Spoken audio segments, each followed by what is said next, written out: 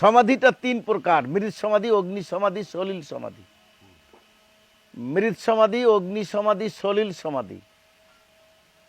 অগ্নি সমাধি আগুনে পুড়ে দেওয়া, সলিল সমাধি জলে ভাসিয়ে দেওয়া, আর মৃৎ সমাধিকে 2 ভাগে ভাগ করা হলো, বসন সমাধি আর শয়ন সমাধি। বসন সমাধি বৈরাগীরা দেয়, সবাই দিতে পারবে, সবাই, মানুষ মাত্রই দিতে পারবে। কারণ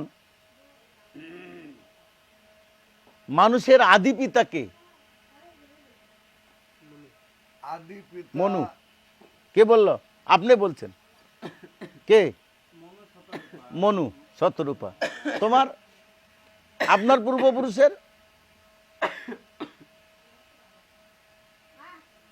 আদি পিতা মাতা তো কে?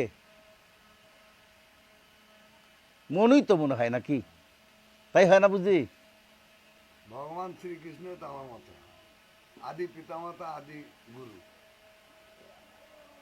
এখন ভুলো হতে পারে আমার ঘরে। না, ঠিকই আছে। তাইলে মনে করেন যে আমরা কাগজপাতি খুলে দেখি যে আদি পিতা মনু আর শতরূপা, ঠিক নয়? মনু যা ব্রহ্মার থেকে সৃষ্টি।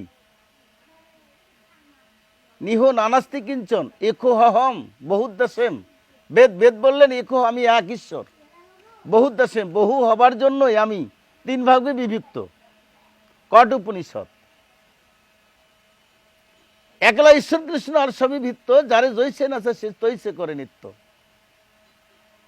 ঈশ্বর সবার পিতা, সবার আশ্রয়দাতা হতে পারে, কিন্তু এই জায়গায় ব্যতিক্রম রয়েছে। ইনি সৃষ্টিকর্তার ভার কাউকে দিয়েছিলেন, ব্রহ্মাকে দিয়েছিলেন, ইনি নিজে নেয়নি। এই জন্যই আদি পিতা হচ্ছে আমাদের মনু, সবার পিতা মনু।